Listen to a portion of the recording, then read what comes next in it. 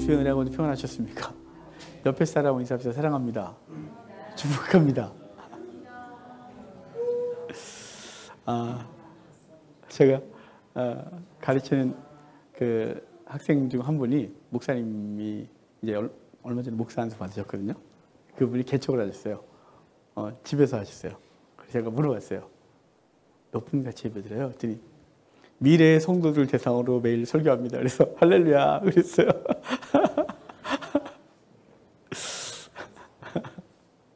오늘 여러분이 빠지셔서 제가 그분이 생각나서 그분을 이해하면서 파이팅 이렇게 그랬는데요. 자, 오늘 제목 좀 볼까요? 제목 같이 읽겠습니다.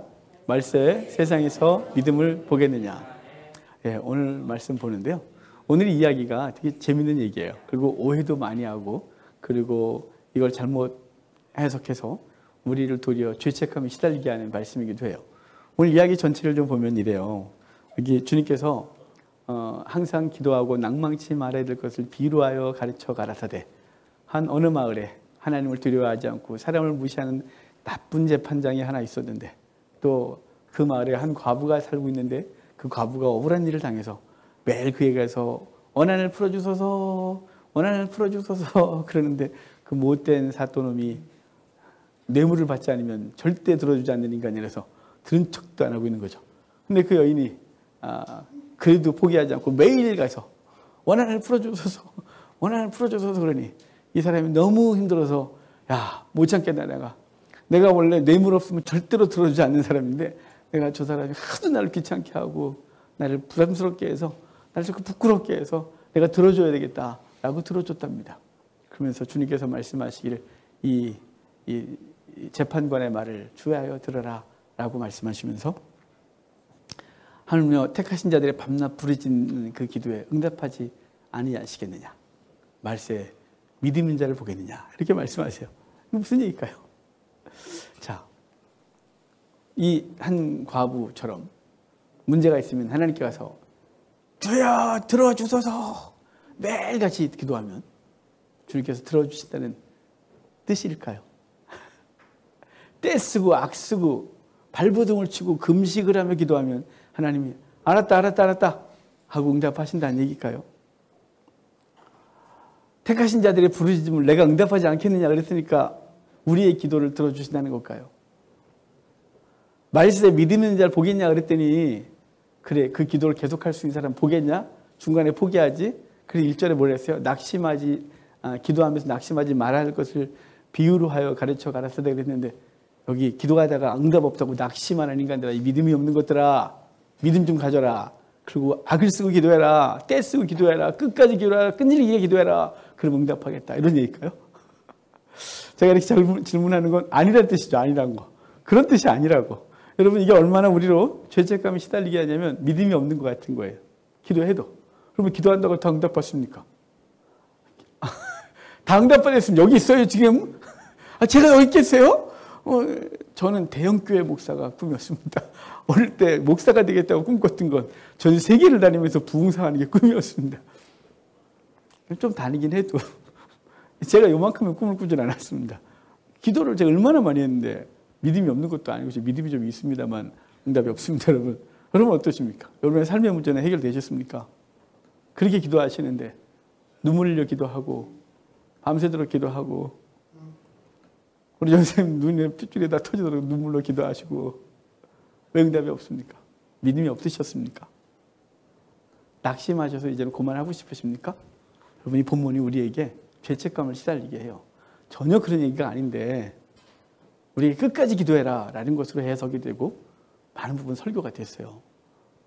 전혀 아니에요. 제가 이럴 때마다 그런다 그랬잖아요. 와 미치겠다. 오늘 본문은 전혀 그런 얘기를 하지 않는데 또 오늘 왜 날 또 괴롭힐까? 매번 그런 얘기를 해요. 오늘 본 의도, 예수님께서 이 말씀을 하실 때 의도가 뭔지를 알면 우리가 무엇을 위해서 기도해야 되며 무엇 때문에 낙심하지 말아야 되며 무엇 때문에 믿음을 가져야 되는지를 오늘 말씀을 통해서 알 수 있어요.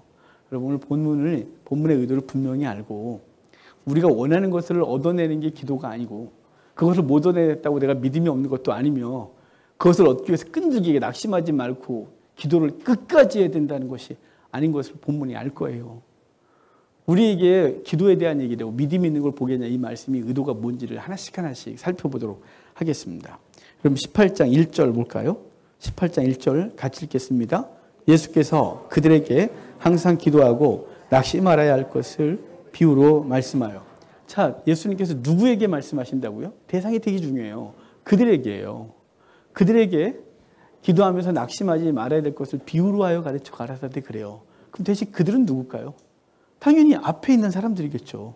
이 대화 속에서 앞에 있는 어떤 사람들, 이 앞에 17장에 있었던 어떤 사람들에게 비유로 하여 기도에 대해서 낙심하지 말고 기도할 것을 가르치시는데 그 앞에 있는 사람은 누구냐면 자, 우리 22절 보실래요? 17장 22절이에요.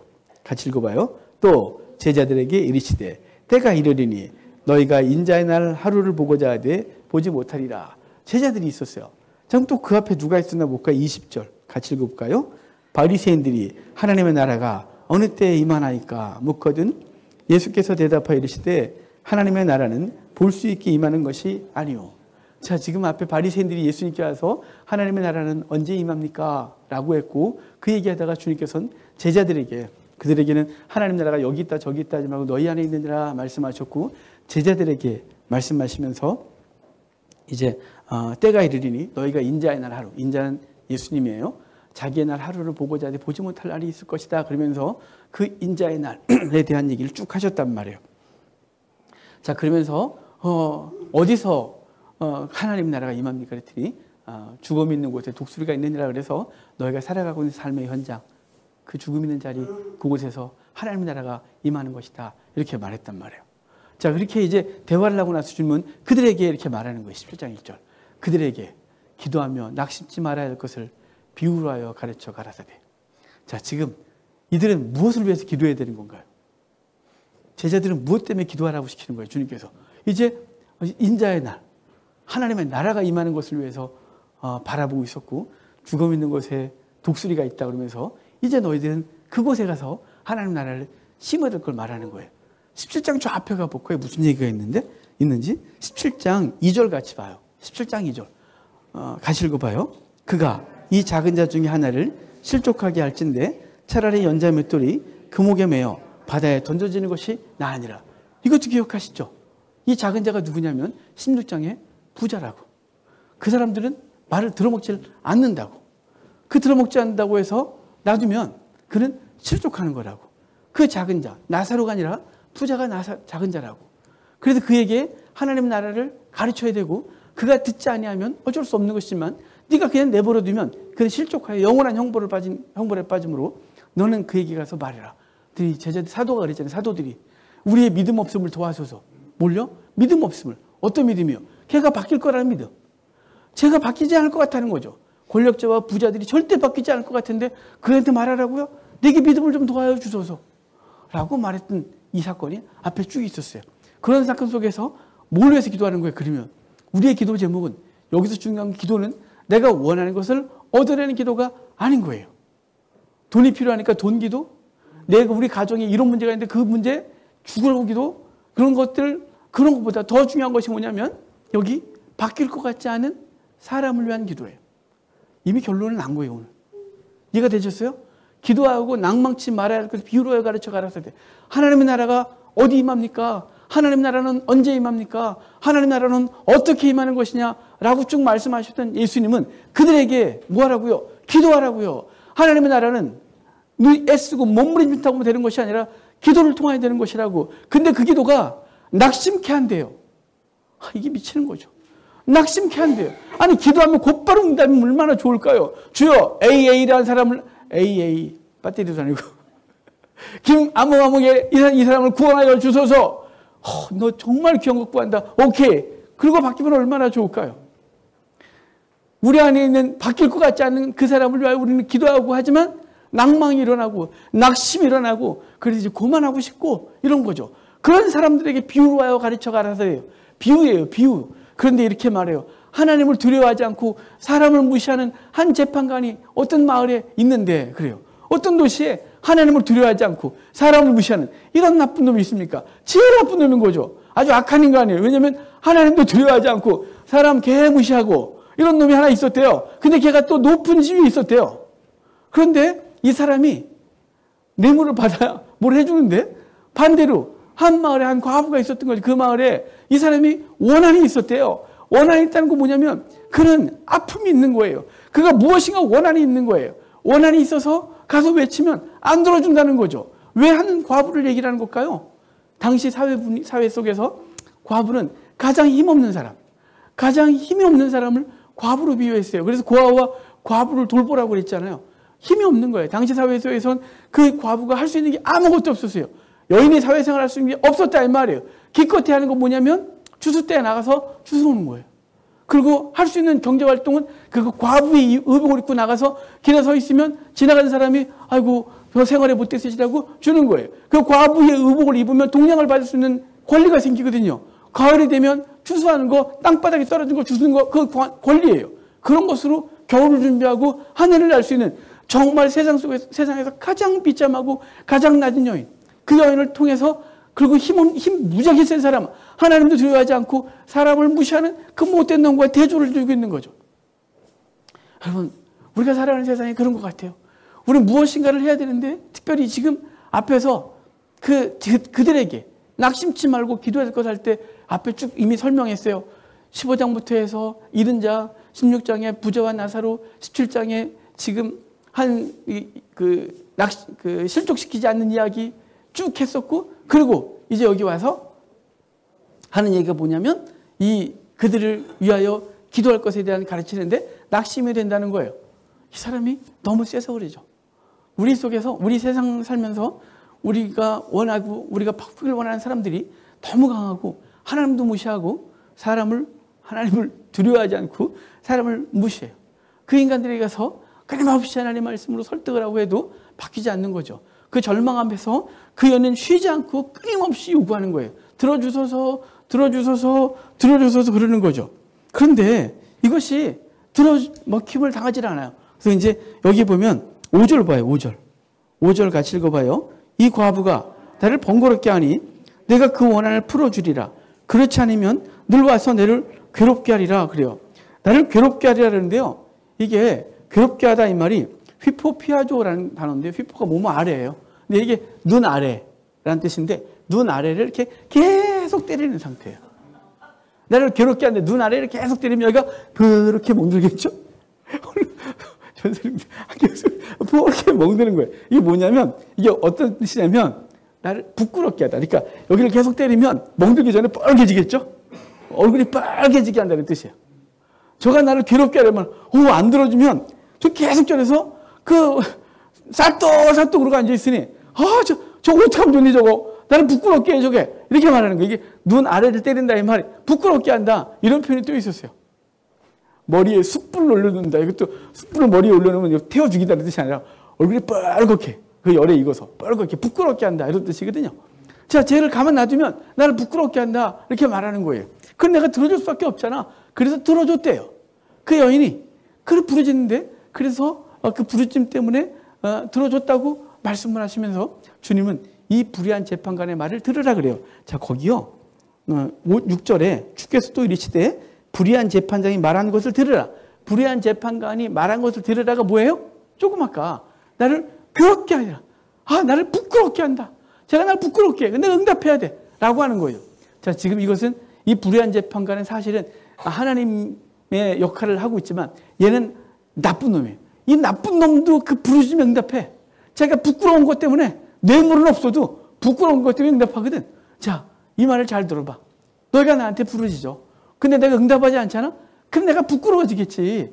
내가 부끄러워져. 그래, 나 응답할 거야. 그러는데 또 여기서 또 정신없이 막 가지 마세요. 하나님이 내가 뭐 도우려고 하면 부끄러우니까 내가 주리라. 우리 가정에 있는 문제 내가 안 들어주면 나 부끄러우니까 또 여기까지 가시면 안 되는 거예요. 모든 걸 또 다 그렇게 하면 안 되는 거예요. 오늘 본문이 말하는 의도가 딱 하나예요. 중요한 거. 하나님의 나라. 하나님의 나라가 우리 가정에 임하기를 원하고 하나님의 나라가 그 세상 우리 요한계시록에 말했던 대로 애굽이라고도 하고 소돔이라고도 하고 예수님 십자가에 못 박힌 그곳에서 하나님 나라가 이루어지길 원하는 우리의 간절한 소원이 있는데 그 소원이 이루어지지 않지만 뭐하라고요? 기도하라고요. 불의한 재판관도 자기 얼굴이 뜨뜻해지는 것이 싫어서 응답한다. 불의한 재판관의 말을 들어. 나는 어떻겠니? 나도 내가 내 영광을 다른 자에게 주지 않을 거야. 내가 부끄러운 걸 싫어해. 그래서 난 그를 건질 거야. 나는 그것에 대해서 응답할 거야 라고 말씀하시는 것이 하나님 나라가 너희 가정에 너희 삶의 자리에 너희가 원하는 그 자리에 임하는 것을 내가 허락할 거야 라고 말씀하시는 거예요. 그러면서 7절 보면 하물며 하나님께서 그 밤낮 부르짖는 택하신 자들의 원한을 풀어주지 않느냐 그래요. 자, 이제 아까 이 원한이라는 얘기 들어볼까요? 그 여인도 과부도 원한을 풀어주소서 그랬죠. 여기 택하신 자들의 원한이래요. 택하신 자들의 원한을 풀어주지 아니하시겠냐 그러는데요. 자, 당시 상황을 볼까요? 자, 예수님이 대우받지 않으셨죠. 예수님도 지금 바리새인 서기관들한테 공격을 당하고 점점 공격이 심해져서 결국은 예수님 십자가에 달려 죽으실 거예요. 뿐만 아니라 그 뒤를 따르는 사도들도 박해를 당하고 죽임을 당할 거고 초기 교회가 많은 죽임을 당했어요. 지금도 많은 선교지에서 죽임을 당하고 우리도 마찬가지로 예수님을 온전히 믿겠다고 할 때 믿지 않는 집안에서 그 역할을 하려고 하면 온갖 박해와 시련을 겪게 되는 것이죠. 세상 가치관과 싸워서 믿음을 지킨다는 것이 결코 쉽지가 않습니다. 그러니까 여기 말하는 게 뭐냐면 믿는 자들의 원한은 뭐냐면 택하신 자들의 원한은 뭐냐면 그 세상으로부터 받는 박해, 내가 예수 믿는 것 때문에 당하는 어려움, 이것이 믿는 자들의 원한인 거예요. 믿는 자들의 원한을 요한계시록에선 어떻게 말하냐면 요한계시록 6장을 여러분 잘 아실 줄 알아요. 요한계시록 6장은 6개의 인이 띄어지면서 6개의 인을 통해서 성도들이 어떻게 하나님 앞에서 고난을 당하며 그의 기도들이 응답이 되는지를 얘기해 주는 거예요. 그래서 첫 번째부터 6번째 인까지 요한계시록 6장에서 떨어지는데 첫 번째 인 떨어지니까 성도들이 나와서 복음을 진 거예요. 그러니까 성도들은 뭐 한다고요? 이 땅에서 원한이 있는 거예요. 어떤 원한이요? 영혼 구원하겠다는 그 열정으로 나가는데 원한 맺힌 일이 벌어질 거예요. 두 번째 인 떨어지니까 붉은 말 탄 자가 나와서 성도들을 죽여요. 세 번째 인 떨어지니까 이제 성도들은 죽지 않고 살아남은 자들은 그 믿음을 지키는데 경제적 어려움과 고통을 겪으면서 주님 부르실 날까지 살아가는 거죠. 네 번째에는 이제 그걸 총합해서 얘기를 하면서 성도들은 순교의 제물로 전제물로 하나님 앞에 드려진 걸 얘기를 하고 다섯 번째는 떨어졌을 때가 제일 중요한 거예요. 다섯 번째는 떨어졌을 때 성도들의 기도가 어디냐면 재단 아래서 하나님 앞에 울부짖어요. 주여 어느 때까지 저들을 그만 놔둘 거니에요. 저들을 언제까지 이 원수를 갚아주지 않겠냐고 부르짖는 거예요. 이 원한을 성도들의 원한은 뭐예요? 성도들의 원한은 복음 증거하다가 당하는 고난이에요. 복음 증거하다가 당하는 고난. 믿지 않을 것 같은 사람들에게 믿음을 증거하다가 그를 설득하다가 당하는 고난이에요. 앞에서 쭉 얘기를 해볼까요?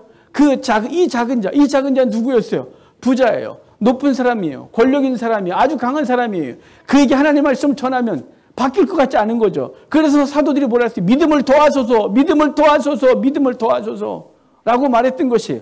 그런데 우리는 그 믿음을 발휘하려면 어떻게 해요? 고난을 당하는 거예요. 왜냐하면 권력자들이 우리가 전하는 말씀을 고분고분 듣지 않을 것이거든요. 당시 예수님 사회에서도 그랬고 로마 사회에서도 그랬고 이 말씀이 계속 증거되는 곳들마다 복음 증거하는 사람들이 당하는 어려움이 있는 거예요. 복음 증거하다 죽는 거죠. 여전히 인도에서 여전히 선교사들이 보내는 편지가 있어요. 인도에서 한동안 기독교들이 무지하게 죽었거든요. 그 마을이 쑥대밭이 됐어요. 그래서 잠깐 국제사회에서 계속 뭐라하니까 잠깐 멈추는 것 같이 했다가 다시 지금 시작하고 있대요. 이들이 원한이 얼마나 클까요? 가족들이 죽었고 집이 불탔고 자기 살던 곳에 쫓겨나서 믿음을 지켜야 되는데 그러지 믿음을 지키다가 어려움 당하는 것, 그게 원한인 것이에요.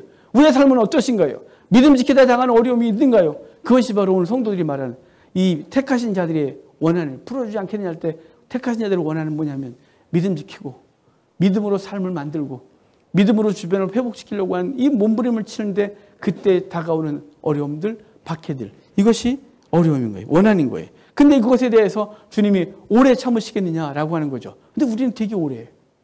우리 입장에서 무지하게 길어요. 주님 보시기에 내가 오래 참으시겠냐? 오래 참으시는데. 오래 기다리시잖아요? 아니신가요? 전 되게 길던데. 저도 우리 아버지 위해서 초등학교 3학년 때 처음 교회 가고 우리 아버지 때문에 계속 기도했어요. 매일 기도는 우리 아버지였어요. 우리 아버지 예수 믿게 해주십시오. 우리 아버지 예수 믿게 해주십시오. 예수 믿으세요. 안수 집사님이세요. 근데 여전히 우리 가정은 온전하지 못해요. 계속 기도하겠죠. 온전케 해달라고. 이 땅에서 하나님의 나라가 우리 가정에 또 제 친모에게, 제 친모 가정에게. 제 친어머니는 예수를 안 믿어요. 동생들은 불교 신자고. 비록 가끔 만나는 사이지만 커서 찾았지만 우리 가정이 여전히 그래요. 계속 기도하지만 여전히 변화가 없고, 그리고 그 교회를 갔다가 취미가 안 맞는다고 안 나가시고 취미가 안 맞는데요. 옛날 분이니까. 어찌됐거나 그 모든 것들이 우리가 낙심케 되는 거죠. 아닌갑다. 그냥 아닌갑다. 사도행전 16장 31절에 주 예수를 믿으라 그리하면 너와 내 집을 구원하겠다고 약속하신 그 말씀 믿고 열심히 복음 증거하고 하나님 나라가 우리 가정에 하나님 나라가 우리 누구에게 하나님 나라가 누구에게 임하기를 원하고 그 죽음 있는 곳에 독수리가 모이느라고 해서 그 죽음 있는 곳에서 하나님 말씀을 증거하지만 도리어 내가 죽어가고 있는 답답한 상황 속에서 낙심이 일어나는 거죠. 근데 주님 맨날 말씀하시기를 속히 응답하지 않겠느냐. 내가 오래 참겠느냐 이렇게 말씀하는 거예요. 그래서 여기 8절을 보면 같이 볼까요? 내가 너희에게 이르노니 속히 그 원한을 풀어주시리라. 그러나 인자가 올 때 세상에서 믿음을 보겠느냐. 아멘. 여기 인자가 올 때 믿음을 보겠느냐 이 말은요. 끝까지 기도하는 사람이 있겠느냐 이거예요. 뭐 때문에요? 내가 원하는 걸 얻어내는 것이요. 주여 돈이 필요해요. 응답이 없어요. 주여 내 때를 쓰고 내가 반드시 얻어내겠나이다. 보세요. 넌 믿음이 없어. 이게 아니잖아요. 여기 믿음인 자를 보겠냐 이 말은요. 사람 누군가를 변화시키기 위하여 우리는 하나님 나라가 그에게 임하기 위하여 애쓰고 몸부림을 쳐요. 근데 우리가 자주 낭망해요. 변한 것 같은데 안 바뀌어 있어요. 이제 됐나 싶은데 다시 그 자리에 가 있어요. 그때 절망감. 정말 고만하고 싶다. 뭐 이런 생각이 들지 않으십니까?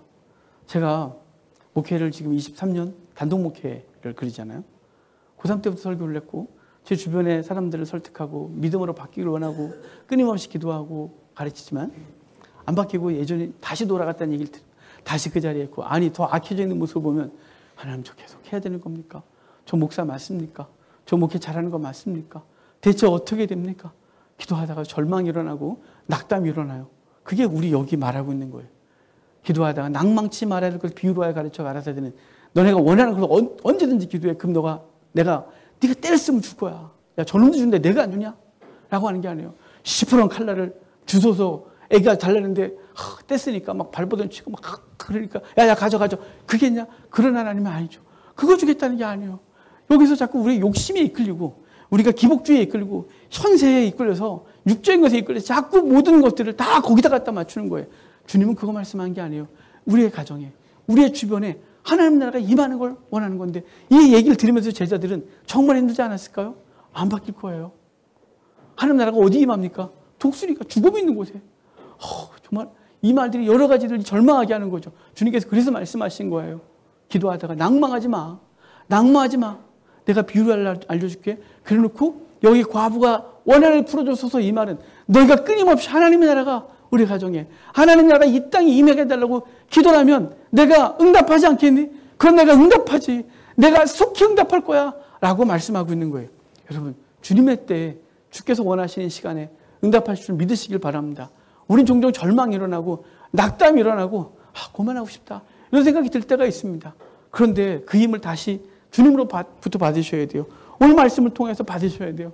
오늘 우리 임시성 오시자마자 지난 한 주간 너무 힘들었어요. 그래서 왜냐하면 그곳에 가서 하나님 나라를 세워라. 가정에서 삶의 현장에서 그 사업통에서 그들을 하나님의 사람으로 세워라. 막 그러니까 근데 제가 오늘 또 그런 얘기인데 계속 그런 얘기만 있어요. 어떻게 하면 좋아요? 정말 그런 얘기만 있는 거예요. 피해가고 싶은데 피해갈 방법이 없는 거예요. 저도 다른 사람들처럼 기도하십시오. 응답받습니다. 끝까지 기도하십시오. 여러분의 기도가 정당하면 하나님께서 반드시 응답하실 겁니다. 낙담하지 마십시오. 믿음이 없어서 그런 것입니다. 여러분 겨자씨만한 믿음만 있으면 이 산을 들어 저 바다에 옮기고 겨자씨만한 있으면 이 복나무를 뽑아서 저 바다에 옮기라면 그렇게 심겨질 것이라고 막 그렇게 말하고 싶은데 전 본문에서 도저히 그걸 찾아낼 방법이 없어요. 본문은 도리어 우리에게 죽음 있는 곳에 네가 가라는 것이에요. 죽음 있는 곳에 독수리가 임하니라. 거기서 하나님 나라를 심어야 하느니라. 바뀔 것 같지 않니? 그래서 너가 믿음을 더하라 그랬니? 그래 믿음을 보겠냐? 기도해. 낙심하지 말고 기도해. 바뀔 거야. 그가 바뀔 거야. 그곳에 하나님 나라가 세워질 거야. 네 가정에 하나님 나라가 세워질 거야. 너의 민족 가운데 하나님 나라가 세워질 거야. 너의 교회 가운데 하나님 나라가 세워질 거야. 네 사업터 가운데 하나님 나라가 세워질 거야. 하나님 나라와 계속되는 얘기를 하고 있는 것이 오늘 본문의 말씀인 것이 낙심하지 말라고 하는 거죠. 요한계시록을 보면 하나님께서 성도들의 기도를 통하여 하나님 일하시는 장면이 많아요. 5장에서도 성도들의 기도를 쟁반에 담아 하나님 앞에 쏟아부으시고 성도들의 기도를 통하여 하늘에서 재앙을 쏟아부으셔서 세상을 깨닫게 하고 회개시키는 삶 것이 있어요. 기도를 통하여 하나님은 일하게 하시는 거죠. 여러분, 저와 여러분의 기도가 삶을 바꿀 것입니다. 저와 여러분의 기도가, 그리고 헌신과 수고가 바뀔 것 같지 않은 삶의 현장들, 바뀔 것 같지 않은 사람을 바꿀 것입니다. 그는 큰 자가 아닙니다. 그가 세상 보기에 커 보이고 내가 보기에 너무 세 보여도 절대 세지 않습니다. 왜냐하면 주님께서 그를 정의하시기를 작은 자, 이 작은 자라고 했습니다. 은혜가 없기 때문에 그렇습니다. 그 은혜가 없는 그에게 가서 하나님 나라를 증거하고 복음을 증거하여 그 은혜 없는 자가 은혜 있게 하고 그 절망의 자리에서 그도 그 실족의 자리에서 다시 일어나서 하나님의 사람 되게 하는 우리가 되어야 할 것입니다. 요한계시록 22장의 맨 마지막 절 다음 절 전절에 이렇게 말합니다. 주여 어서 오시옵소서 라고 말하는 그 앞에 내가 속히 오리라 라고 말씀하셨습니다. 주님이 속히 오리라. 주의 종말의 때가 속히 올 것입니다. 그때까지 주는 믿음을 지켜야 될 것이고, 또한 우리의 개인적으로 우리의 가정과 우리의 삶의 자리에 하나님 나라가 속히 임할 줄 믿고 낙담하지 맙시다. 절망이 막 우리를 휩쓸 때 그때 다시 이 말씀을 기억하고 낙심하지 말고 기도할 것을 비유로 하여 가르쳐 말씀하신 이 말씀을 기억하고 우리의 삶의 자리에서 늘 기도하고 힘을 내는 저와 여러분 되기를 바랍니다. 우리 과부처럼 힘이 하나도 없지만 우리의 힘으로 되는 것이 아니라 주님께서 들어주시고 주님께서 하나님 나라를 심는 것을 기뻐하신다는 사실을 기억하고 그 일을 위하여 저와 여러분들이 다시 힘을 내는 귀한 은혜가 있길 주의 이름으로 축복하십니다. 우리 다 같이 일어납시다.